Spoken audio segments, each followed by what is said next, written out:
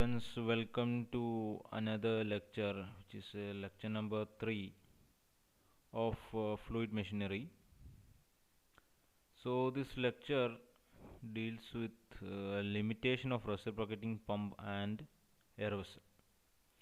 So, let me go to the contents. It is recap of lecture 2, then limitation of a reciprocating pump. We will be dealing with single acting reciprocating, I mean limitation of a single acting reciprocating pump, then diagram and working of air vessel. Now you may have a confusion in what is single acting reciprocating pump and what is double acting, that I will be explaining in the next class. Okay. Now this diagram and working of air vessel. So what did we learn in the lecture 2? We learned the diagram of reciprocating pump. So you will be knowing that there is a suction pipe, there is a delivery pipe, there is a cylinder, there is a piston, etc. and all.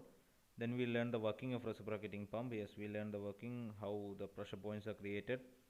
Then we learn the importance of slider crank mechanism. Yes, the brain is a slider crank mechanism because the crank converts the rotatory motion to linear motion of the piston. Then we learned about degree of crank rotation, how much degree it moves during section. It moves from 0 to 180. Then during the delivery stroke, it moves from 180 to 360. Then we understood how the pump creates pressure points to transfer water from sump to high reservoir. Yes, it created two pressure points, which is the negative pressure point, so that the water would come up from the sump into the cylinder. Then created a high pressure point so that it would move from the cylinder to the area of requirement or higher reservoir. So this much we have learned in lecture 2. Now let's move on to limitation of a reciprocating pump. Now I have shown the diagram of a reciprocating pump, and let's see what is the limitation of it. So here it is written moment of piston and the effect on flow velocity and the discharge. See, it is also written for uniform and continuous flow, the flow velocity should be constant, say V mean, and the discharge should also be constant, say Q mean.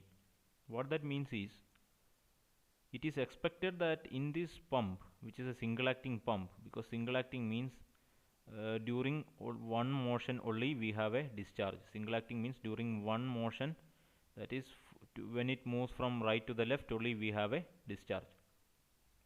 That is called single acting. Now what we read just now was, what is expected in this pump is that the flow through the pump, the flow of water through this pump, let it be from suction to the cylinder or cylinder to a delivery pipe through the out, should be a constant value. The flow velocity should have a constant value. What is that? V mean. Then not just the flow velocity. See, if the flow velocity is constant and if this area is constant, then the discharge would also be constant. So our basic idea is to keep the velocity constant throughout the flow, throughout the pump, and also the discharge to be constant throughout the pump. That is what is expected or preferred in this pump. Is that happening really in the pump? No. Why? Because when you take the case of suction, that is during suction, the movement of piston is from A to B is really fast and it's accelerating. Means during the first half of the suction, what is the first half of the suction? It is from A to B, and what is the second half? It is from B to C. So the first half of the suction, when the crank moves from A to B, the movement is really fast. So the piston moves from this extreme left maybe to the mid position, which is very fast. Now what happens? And it is acceleration. So this is acceleration from A to B. The velocity with which the water enters into the cylinder is high and the discharge is high. What happens? If the piston moves from left to the right with a very high velocity, what will happen?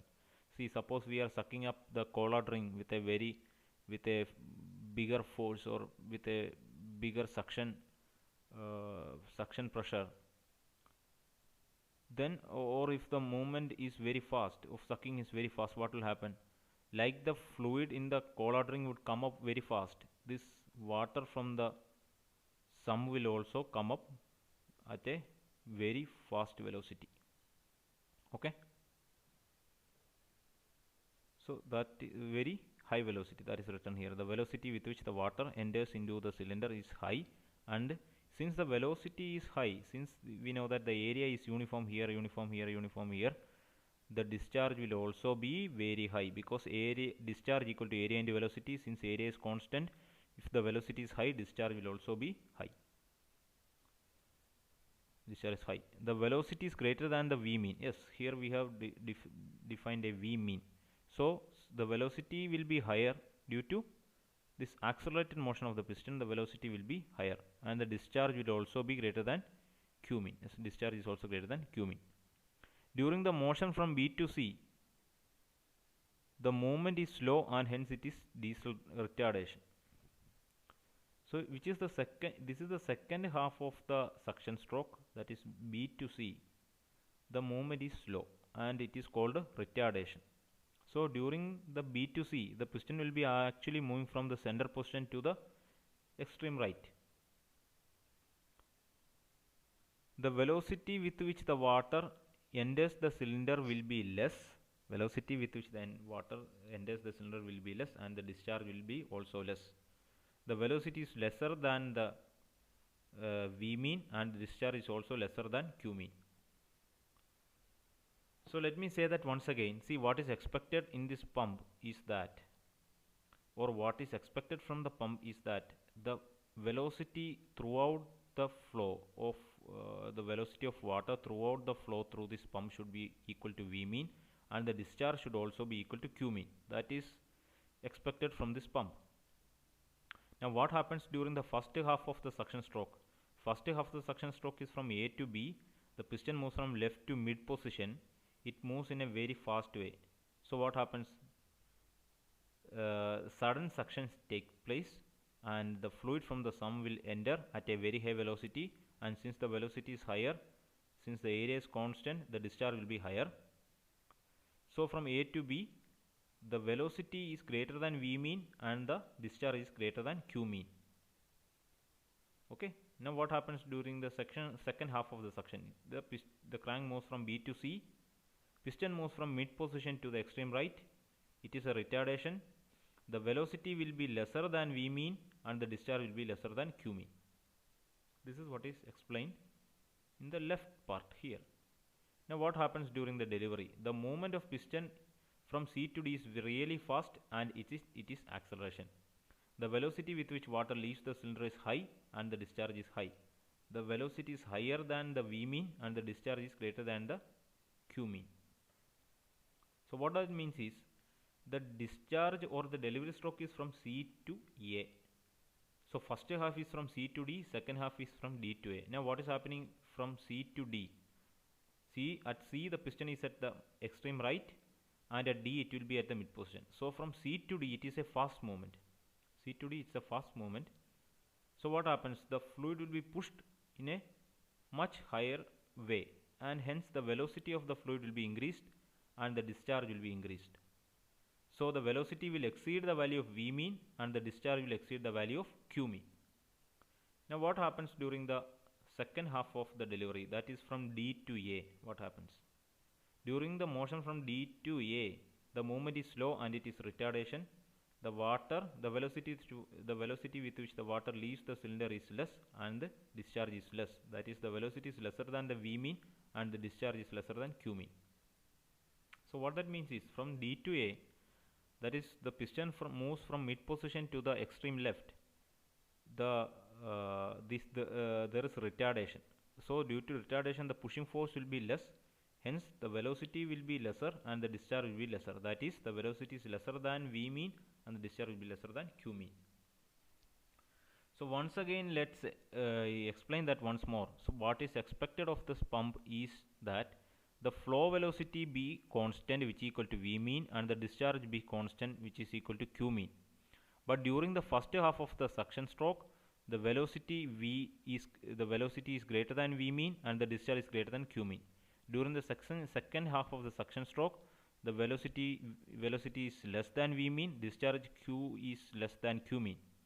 Similarly, during the delivery stroke from C to D, that is, the piston moves from right to mid position, The velocity is greater than V mean, the discharge is greater than Q mean. Now from D to A, again the velocity is lesser than V mean and the discharge is lesser than Q mean.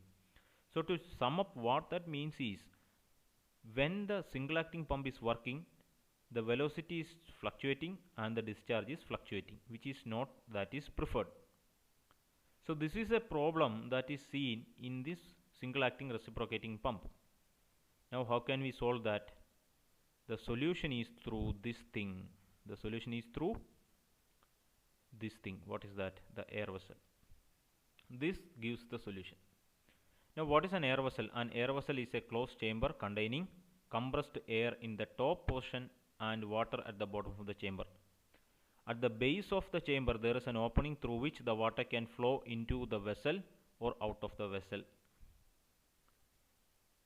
See, this is an air vessel. This from here to here to here to here, this much thing is the air vessel. You have one air vessel here, second air vessel here. So this air vessel contains air. So this top portion is having air. Okay, this top portion is having air and the bottom portion is being filled with water, and one end is connected to maybe a pipe or somewhere there is water flow. Okay, this one end can be connected to a source of fluid flow, and the other end is closed. And at the top you have a compressed air or air, and at the bottom you have water. When the liquid enters the air vessel, the air gets compressed further, and when the liquid flows out of the air vessel, the air will expand. See, if this is initially, let's think that this is let us take this air vessel. There is no water in that, and it is simply connected to this pipe. Now when the water comes in, so this when there is no fluid, this will be filled with air. This chamber will be filled with air. Now when the water comes in, what will happen? The water will flow into the chamber, air vessel chamber, and it will compress the air inside this. So this is what is written here. And when the water leaves out, this air will inside the air inside will expand, and this is what is written here. Now an air vessel is fitted to the suction pipe and to the delivery pipe at point close to the cylinder of a single acting reciprocating pump to avoid fluctuation in velocity and discharge throughout the pump. So here we can see a reciprocating pump. Now you don't have to worry about this HD, HS, LD, L-D and all. If the air vessel is asked, you just need to draw this diagram. You can just draw HS and HD, no need to all these things. Okay, I haven't defined about the HS and HD, that I will be coming later. This thing now, if the air vessel is asked, you just need to draw this diagram and you can mark HS and HD. Even if you haven't marked, there is no problem. Okay. Now, where are these air vessels fitted? You must see that it is below the suction valve and close to the cylinder. Now you can actually place this here, but where is it placed? It is placed below the suction valve and close to the cylinder. Now where is the other air vessel placed? Air vessel is placed close to the delivery valve and again close to the cylinder. It is above the delivery valve and close to the cylinder. That is how they are placed. So a single acting reciprocating pump will have two air vessels, one below the suction valve and close to the cylinder, and another one above the delivery valve and close to the cylinder. Now this is air vessels are fitted in a single acting reciprocating pump, not in double acting reciprocating pump, in a single acting reciprocating pump. Now why is it used? What is written here? Why is it used? To avoid fluctuation in velocity and discharge throughout the pump. So we, in the earlier slide, we came to a conclusion or corollary that there is fluctuation in velocity and discharge throughout the pump. So in order to rectify that, we use air vessel. Now how is that possible? Listen to it very carefully. Listen to this one very carefully, then only you will understand. And in the textbook what they have given, it is completely wrong.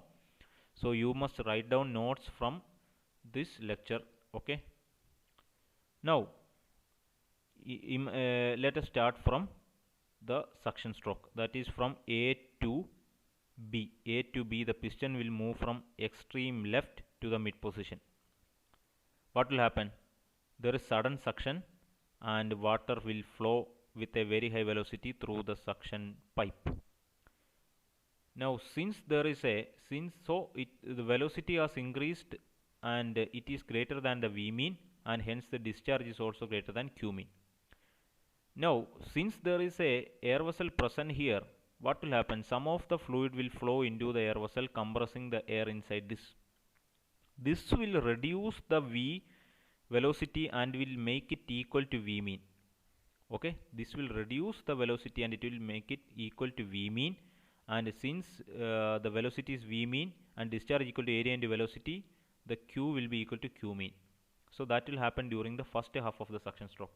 Now what will happen during the second half of suction stroke, that is from B to C. B to C there is retardation, that is the velocity with which the water is coming out will reduce from reduce from V mean to a lesser value, and the discharge will also reduce from Q mean.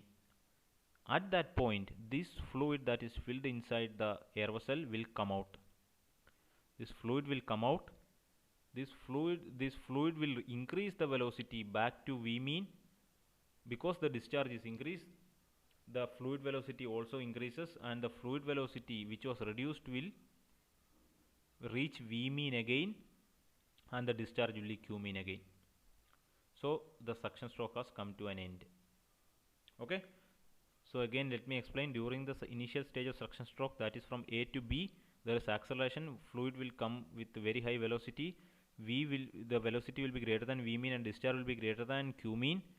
But we want it to be equal to V mean and Q mean. So we have fitted a air vessel so that some of the fluid will flow into the air vessel. This will reduce the discharge and thereby reducing the velocity, and hence the velocity will reduce to V mean and the discharge will reduce to Q mean. During the second half of the suction stroke, that is from B to C, the velocity is less and the discharge is less, hence some fluid will flow back to this region, because the compressed air will expand and the fluid will come into this suction pipe. It will come back. This will increase the discharge Q to Q mean, and thereby the velocity will also be increased to V mean. So the suction stroke is completed. Now what happens during the delivery stroke? During the delivery stroke or the discharge stroke, the piston will come from the extreme right to the mid position, that is from C to D. During C to D, what will happen? Since it is a rapid movement, the water will be pushed with a very high force, and hence the velocity will be greater than V mean and discharge will be greater than Q mean. So the water coming out, if this air vessel was not present, would be of greater value than V mean and discharge would be greater than of Q mean. But what is there? A air vessel is there. This air vessel will take some water and it will compress some air. Since some Q is taken here, the Q will reduce from the Q that was higher would reduce to Q mean, and thereby the velocity would reduce to V mean. So the fluid that is coming out will be having velocity V mean and discharge will be Q mean. Now what happens from when the piston is during the second half of delivery stroke, that is from D to A. D to A means from the mid position to the extreme left. The velocity will be lesser than, if the air vessel was not there, the velocity would be lesser than V mean and discharge would be lesser than Q mean. So since the air vessel is present, some of the fluid will be given back as the air expands, and the discharge is increased to Q mean, hence the velocity will also be increased to V mean, and again the discharge will be constant. We will be getting water at a velocity V mean and this will be Q mean. So throughout the flow, throughout the pump, we have a uniform velocity V mean and a discharge Q mean. That is achieved by using these two air vessels. Now let me explain that once more.